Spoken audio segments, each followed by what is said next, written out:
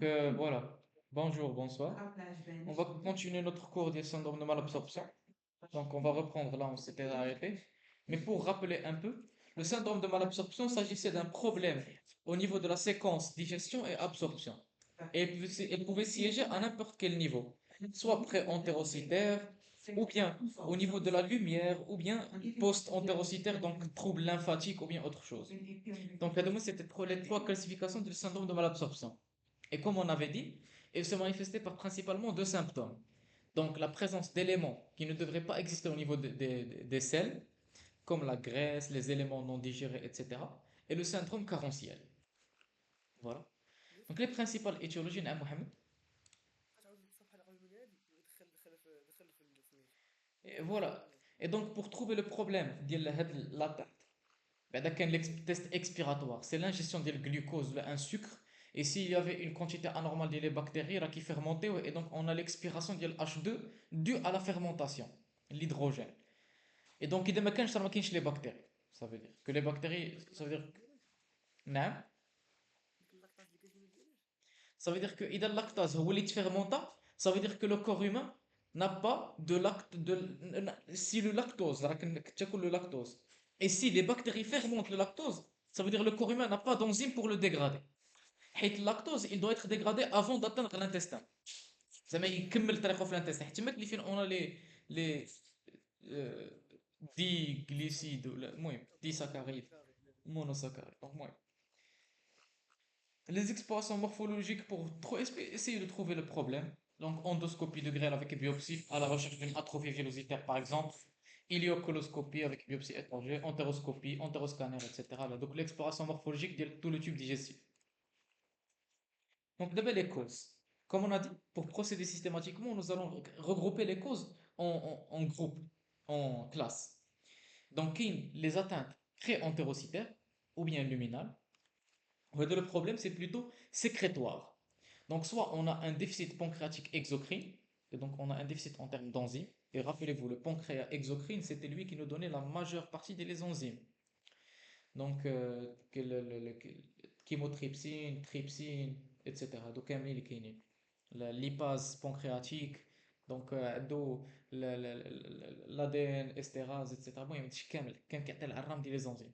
Et donc, c'était lui le pilier de la digestion. Et donc, si nous avons un problème au niveau du pancréas, donc insuffisance, donc là, on aura un trouble de digestion.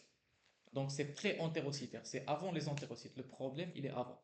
Et bien sûr, pour diagnostiquer cela, on peut faire le test à l'élastase fécale. Rappelez-vous, l'élastase fécale, c'était une enzyme sécrétée par le pancréas et qui ne subit pas de dégradation et donc elle persiste au niveau des selles. C'est pour cela, une insuffisance pancréatique exocrine va induire un effondrement, donc une baisse de l'élastase fécale.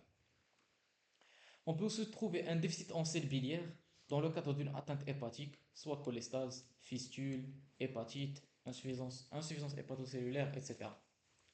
On peut aussi avoir un problème de pullulation microbienne, qu'on peut dépister par le test respiratoire, bien sûr. Donc, là, tu vois, les bactéries et autres vont voler nos nutriments, et donc ça peut être une origine liée à la malabsorption. Ensuite, le deuxième groupe sont la malabsorption intestinale entérocytaire directement. Donc là, ce sont les entérocytes, les cellules qui subissent un problème. On va voir que lors de la maladie cœliaque, il y a une atrophie villositaire, et donc l'atrophie villositaire peut être une cause de la malabsorption. Les déficits immunitaires en immunoglobulines, ça peut être une origine de la pullulation microbienne. Parasitose, comme la giardias, rappelez-vous, la giardias est fixée sélectivement et causer l'atrophie villositaire et la malabsorption au niveau de l'intestin. La maladie de Crohn. La maladie de Crohn, elle aussi, elle induit un trouble d'absorption. Elle peut être iatrogène. Iatrogène comme quoi? Dans le cadre de la maladie de Crohn, le traitement c'est quoi? Qui est le traitement médical et le traitement chirurgical. Le traitement chirurgical était la résection des segments du grêle.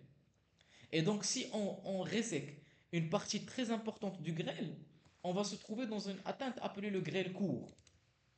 Et donc, c'est un problème parce que ça peut être aussi être une étiologie de la malabsorption. Ou bien le grêle radique, post-radiation, ça induit l'inflammation et donc trouble malabsorption. ou bien la maladie de Whipple. C'est quoi la maladie de Whipple? C'est un chorion, donc tissu conjonctif, qui est infiltré des cellules lymphocytaires. Et donc ça peut être une origine de la malabsorption thyroïdienne. Donc, demain, les atteintes qui peuvent toucher les entérocytes, mais principalement ce dont on doit nous rappeler, c'est la maladie cœliaque, c'est une maladie auto-immune, les parasites et la maladie de Crohn. C'est une maladie auto-immune. Non. شنو ندير انا غادي في قلبي. L'irradiation, les rayons X induisent l'inflammation du tube digestif. Et cette inflammation peut induire la malabsorption. بحال maladie de Crohn, تخيل inflammé كيدير لك مشكل في l'absorption. Ensuite, nous avons les atteintes post-entérocytaires. Et c'est probablement, c'est très majoritairement les atteintes lymphatiques. Donc, comme les lymphangiectasies intestinales primitives, ou bien une compression lymphatique secondaire à quelque chose d'origine tumorale, ganglionnaire, etc. On peut donner les atteintes. Donc, elles concernent surtout les lymphatiques, parce que rappelez-vous, au niveau de l'absorption, surtout des lipides, ils passaient par la lymphe, ils ne passaient pas par les veines, bien le sang. C'est bon? ياسين هذيك لانفونجيكتازي Ah هي ah. ريطاسيون ديال اللانف Ah. صح. Mais بلا ما نمشيو في لي ديتاي حيت الاستاذ ما بقاتش عليه دونك سي بور سولا سو ني با غراف زعما المهم. Ensuite, les étiologies, quelques étiologies les importantes à connaître. La première, c'est la maladie cœliaque. On a un cours de la maladie cœliaque qui va aller plus en détail des caractéristiques de la maladie. Mais pour parler en bref, c'est une inflammation chronique de l'intestin. Pourquoi? Parce qu'il y a une maladie auto-immune qui donne une intolérance au gluten. Et ce gluten va induire l'inflammation de l'intestin et donc atrophie. Elle peut évoluer vers l'atrophie vélocitaire et cette atrophie va donner le syndrome de malabsorption. Ensuite, nous avons le problème de la pullulation microbienne dans le cadre du SIBO. Donc, small intestine, l'intestin grêle, bacterial overgrowth, une pullulation microbienne importante. Et qu'est-ce que ça va induire? Comment ça fonctionne? Bien sûr, les bactéries, donc, elles augmentent de quantité et donc il remplace même la microbiote standard.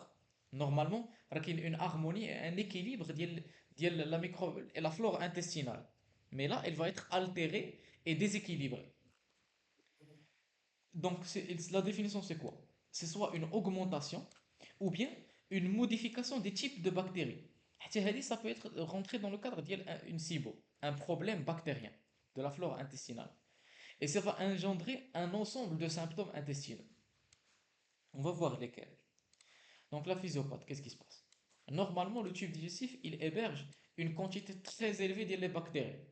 Pour vous donner une image simplifiée, 10 à la puissance 3 l'estomac, 10 à la puissance 6 le duodénum, 10 à la puissance 9 l'intestin grêle les bras, 10 à la puissance 12 le côlon. Donc, on a غادي.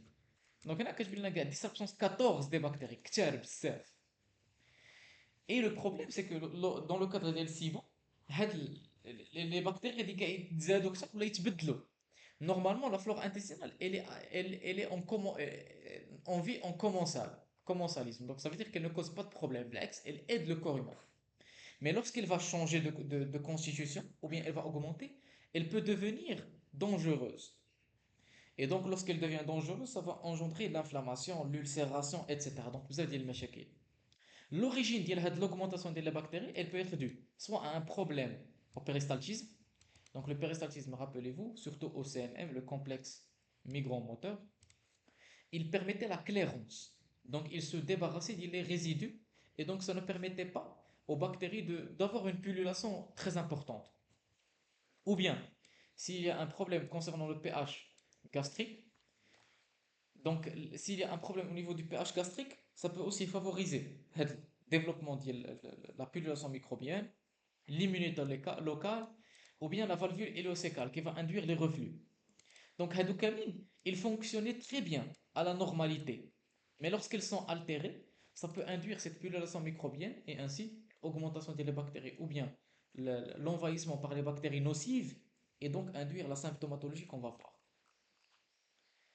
Donc, ça va induire des lésions inflammatoires, des ulcérations, dues soit à les bactéries directement ou bien l'inflammation du corps humain. Ça peut aussi induire une augmentation de la perméabilité intestinale et donc on peut avoir une fuite des constituants du sang. Et donc ça peut être une étiologie voilà, la dénutrition, etc. diarrhée, voilà, diarrhée تكون par fuite. Ça induit aussi la dissociation du complexe facteur intrinsèque vitamine B12 بحال les bactéries كيقسموا على جوج et déconjugaison des cellules biliaires. Donc, pour résumer, les bactéries, elles vont, elles vont ralentir et ça va rendre la digestion non fonctionnelle, inefficace. Et c'est pour cela que le SIBO il peut se manifester par le syndrome de malabsorption. C'est bon? Donc, pour résumer, l'origine, c'était une altération des mécanismes de défense, et lorsqu'ils sont altérés, ça favorise la pullulation. Et lorsqu'on a la pullulation microbienne, elle va s'opposer au mécanisme normal de digestion. Et donc, ça va induire la malabsorption. Ou bien, les bactéries eux-mêmes peuvent voler nos nutriments par mécanisme de spoliation. C'est bien sûr les bactéries qui églouent. Donc, présentation clinique, elle peut être très variable dans le cadre d'une nausée, diarrhée, malnutrition, arthralgie, fatigue, éruption cutanée, dépression, perte de poids, le vomissement, etc. C'est bon?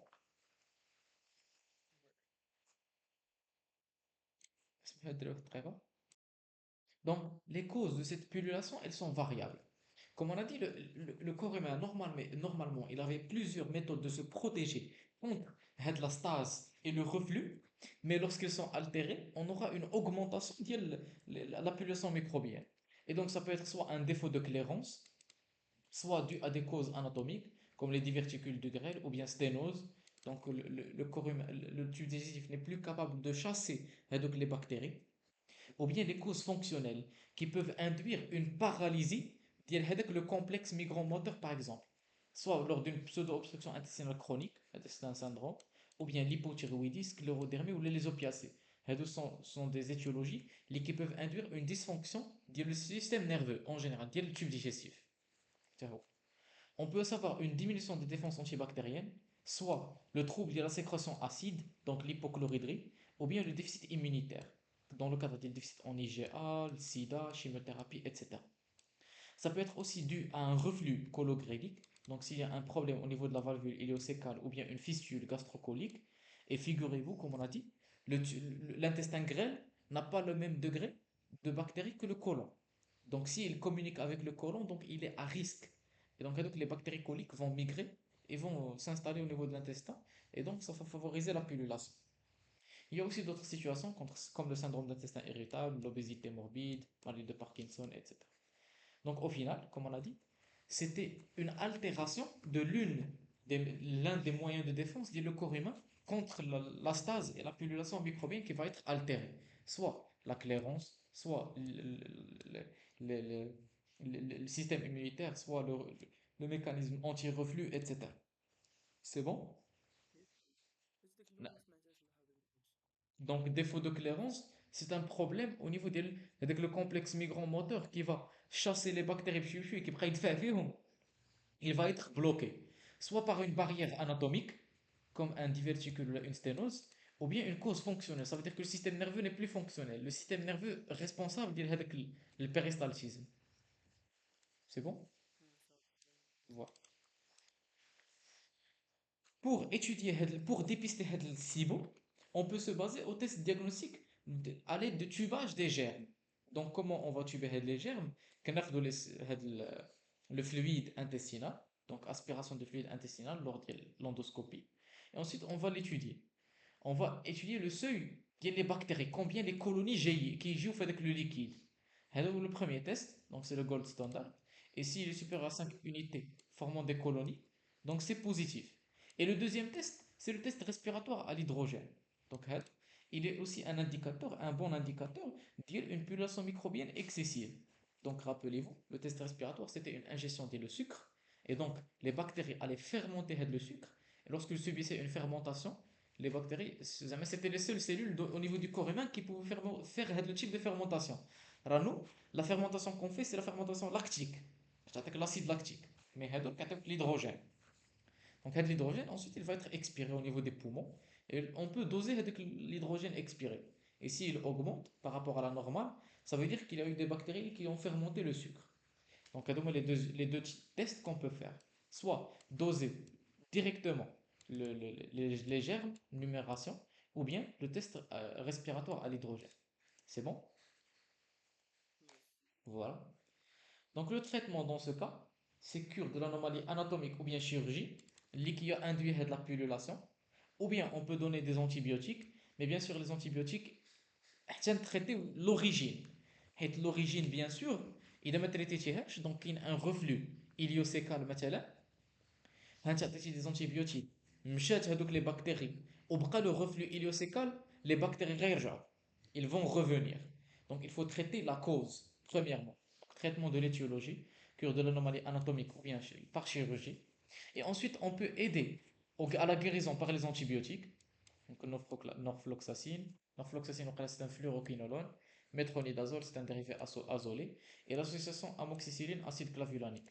Donc pénicilline A est inhibiteur de la bêta-lactamase, et un régime pauvre en sucre fermentable pour ne pas permettre à ces bactéries de manger notre nourriture. clairement, clairement. Voilà.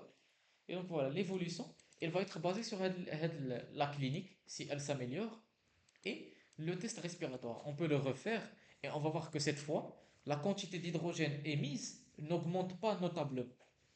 C'est bon? Donc les autres causes, de même je voudrais les autres causes, comme la maladie de Crohn, déjà je finis avec les Mickey. Mais pour rappeler, maladie de Crohn, c'était une inflammation transpariétale, donc ماشي غير une inflammation superficielle, ماشي بحال rectocolite hémorragique. Et la maladie de Crohn, elle avait un problème d'absorption. ماشي بحال rectocolite hémorragique, rappelez-vous, il y a un problème par fuite, la fuite des éléments sanguins. Voilà. La maladie de Crohn, donc avec l'inflammation, ça retentissait sur le cycle entéro-hépatique thyroïde. Donc les sécrétions ديال le, le foie ne vont pas être réabsorbées au niveau des entérocytes. Donc il y a des éléments les sécrétés qui prennent au niveau des selles. Il y a mal de Crohn. L'autre étiologie, c'est la giardiase. Giardiase, nous l'avions déjà vu en parasitologie. C'était un parasite qui pouvait se fixer spécifiquement au niveau des tubes digestifs, donc au niveau de l'intestin grêle, surtout au niveau du duodénum si je me rappelle. Et il pouvait induire l'atrophie villositaire par envahissement de la muqueuse. Et cette atrophie villositaire, elle allait se manifester par les deux symptômes qu'on vient de mentionner, principalement donc la carence et les selles glaireuses, surtout chez les jeunes enfants. Les jeunes enfants ou donc chez la jeune, les parasites surtout au niveau du Maroc, dans le contexte épidémiologique du Maroc, ils touchent beaucoup l'âge jeune. Voilà. Contamination orofécale, etc. Il est surtout associé à un déficit immunitaire, syndrome de malabsorption intestinale sont associés, etc. Donc le traitement, bien sûr, c'est le métronidazole. Voilà. Donc pour identifier, bien sûr, c'est l'examen parasitologique des selles, à répéter 3 fois. Et donc lorsqu'on le répète 3 fois, on va le trouver. Si bien sûr il y a encore le doute, on peut faire des biopsies duodéno-jejunales et donc mettre en évidence le parasite. Le traitement, c'est le métronidazole. Voilà. Une autre étiologie, c'est l'entéropathie exsudative. Donc l'entéropathie exsudative, cette fois, c'est un problème par fuite. Donc c'est la sécrétion exagérée des protéines plasmatiques dans la lumière digestive. Donc soit on a une rupture du revêtement cellulaire, ça peut survenir au niveau des ulcérations de la maladie de Crohn, donc l'ulcération, ou bien des squamations excessives dans la maladie cœliaque. Donc lors de la maladie cœliaque et une atrophie, ça rend la paroi tellement fine que les constituants du sang peuvent sortir et donc traverser de la paroi. Normalement, la paroi elle est épaisse et donc elle bloquait la sortie des constituants du sang. Mais dans cet état exceptionnel, la paroi est tellement fine qu'elle peut être facilement franchissable.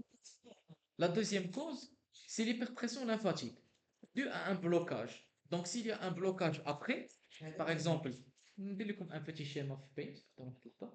اللي كنا شنو جاي كنا شنو اون كومبريسيون ولا شي حاجه كونسومي هذاك Ah ah. اللي كيحرك الكيفاش